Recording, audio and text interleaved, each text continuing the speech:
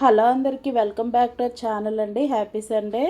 ఈరోజు వీడియోలో చికెన్ దమ్ బిర్యానీ అయితే షేర్ చేశానండి. ఆల్రెడీ మన ఛానల్లో ఒక 3-4 టైమ్స్ అయితే అప్లోడ్ చేసి ఉంటాను. కాకపోతే ఇది ఇంకా ఈజీ ప్రొసీజర్లో ఉంటుందండి. ఎక్కువ టైం టేకింగ్, అలానే ఎక్కువ గిన్నెలు చేసుకోకుండా ఈజీగానే ఎలా ప్రిపేర్ చేసుకోవాలో చూద్దాం ఈ వీడియోలో.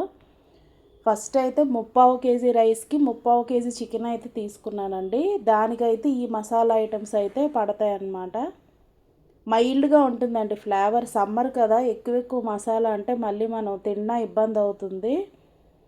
ఒక 6 అయితే యాలకులు, అలానే అనాస పువ్వు 2, 1 ఇంచు అయితే దాల్చిన చెక్క, ఒక 10 లవంగాలు ఉంటాయండి ఇంచుమించుగా. అలానే ఒక 2 స్పూన్స్ అయితే ధనియాలు, 1 స్పూన్ జీలకర్ర వేసుకున్నాను. వేసి డ్రై రోస్ట్ చేసుకోవాలండి. ఈ రకంగా మీడియం ఫ్లేమ్లో పెట్టి పౌడర్ చేసి పెట్టుకోవాలి. అలాగే చికెన్ ఏంటంటే నేను ముందు రోజు నైటే మ్యారినేట్ చేసి వదిలేసానండి, ఉప్పు కారం పసుపు వేసి. దీనివల్ల ఏంటంటే చికెన్ బాగా ఉడుకుతుంది అన్నమాట స్మూత్గా. పౌడర్ అయితే చేసుకోవాలి మిక్సీలో. ఇది చూస్తున్నారు కదా, ఇది ముందు రోజు నైటే మ్యారినేట్ చేసి ఫ్రిడ్జ్లో పెట్టేసాను అన్నమాట. ఇందులో మసాలా పౌడర్, అలానే అల్లం వెల్లుల్లి పేస్ట్ అండి. 1 ఇంచ్ అయితే 2 ఇంచెస్ అయితే అల్లం ఉంటుంది, అలానే ఒకటి ఫుల్ వెల్లుల్లిపాయ అన్నమాట. అది కూడా మిక్సీ పట్టేసి పేస్ట్ వేసుకోవాలి. నెక్స్ట్ అయితే పెరుగు ప్యాకెట్ అండి. దీనిలో అయితే ఒక 1/2 కన్నా ఎక్కువే వేసాను అనమాట. ఒక 2 అయితే నిమ్మకాయలు పిండేసుకొని మంచిగా మ్యారినేట్ చేసి పెట్టుకోవాలండి పక్కకి. అలాగే ఇది బాస్మతి రైస్ ఏంటంటే క్లీన్ చేసేసి ఉడకడానికి సరిపడా వాటర్ వేసేసి నానబెట్టేస్తానండి. మళ్ళీ ఎసరు పెట్టి బియ్యం అందులో వేసి అలా కాకుండా ఒకటే గిన్నెలో చేసేస్తాను అన్నమాట. నానబెట్టేటప్పుడు ఎక్కువ వాటర్ వేసి పెట్టేస్తాను, డైరెక్ట్గా స్టవ్ పైన పెట్టేస్తాను అన్నమాట. అలానే ఉడుకుతున్న రైస్లో కూడా మీకు చూపిస్తున్న మసాలా ఐటమ్స్ వేస్తున్నాను. ఇదైతే రాతి పువ్వు అండి, మంచి ఫ్లేవర్ వస్తుంది బిర్యానీకి.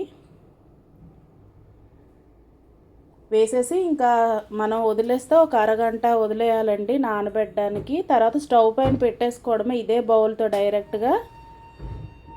ఉడికిపోయిన తర్వాత ఇంక లేయర్స్ వేసేసుకోవడమే. ఇక్కడైతే బ్రౌన్ ఆనియన్స్కి అయితే రెడీ చేస్తున్నాను. ఇవి కూడా ఫ్రై అయిపోయాయండి. బ్రౌన్ ఆనియన్స్ చేసిన గిన్నెలోనే చికెన్ కూడా మగ్గిస్తున్నాను ఇక్కడ. ఇందులో వాటర్ ఏం వేయకూడదు, జస్ట్ అందులో వచ్చే వాటర్తోనే మగ్గిపోతుంది చికెను. పచ్చిమిర్చి వేస్తున్నాను. అలానే చికెన్ ఒక 70% ఉడికిన తర్వాత ఒక 2 టొమాటోలు అయితే పేస్ట్ చేసి వేసానండి. ఫైనల్గా చికెన్ అయితే స్మూత్గా మగ్గిపోయింది అన్నమాట. మ్యాక్సిమం ఇందులోనే 90% ఉడికిపోతుందండి.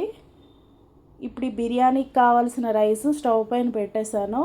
సాల్ట్ వేసాను సఫిషియెంట్గా. కొద్దిగా ఆయిల్ కానీ నెయ్యి కానీ వేసేసి మనం బాయిలింగ్కి పెట్టేసుకోవడమే అండి. ఇంకా బిర్యానీకి కావాల్సిన గిన్నె తీసుకొని అందులో డౌన్లో మీకు తెలిసిందే కదా, ఫస్ట్ అయితే చికెన్ లేయర్ వేసుకోవాలి. అలాగే దానిపైన ఒక 1/2 బ్రౌన్ ఆనియన్స్ వేసాను. పై లేయర్లో అయితే రైస్ వేసాను. 90% ఉడికించిన రైస్ వేసేసి రిమైనింగ్ బ్రౌన్ ఆనియన్స్ అయితే పైన వేసాను అనమాట. అంతే. కొత్తిమీర పుదీనా ఉంటే వేసుకుంటే ఇంకా చాలా బాగుంటుంది టేస్ట్. అలాగే నెయ్యి వేసానండి పైనుంచి. ఒక 20 మినిట్స్ అయితే వదిలేయాలి.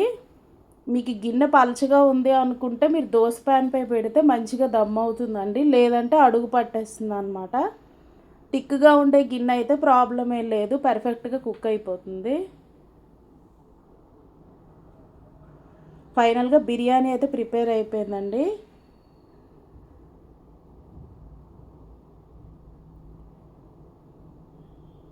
రైస్ చూస్తున్నారు కదా ఎంత పొడి పొడిగా వచ్చిందో.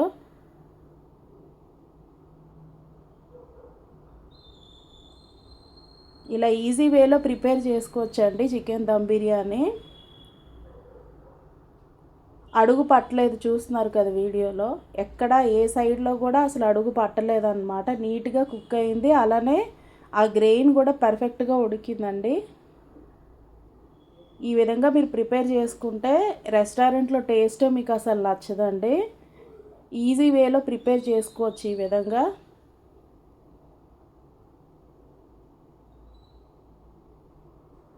మీ ఇంట్లో సండే స్పెషల్ ఏంటో నాకు కామెంట్ చేయండి.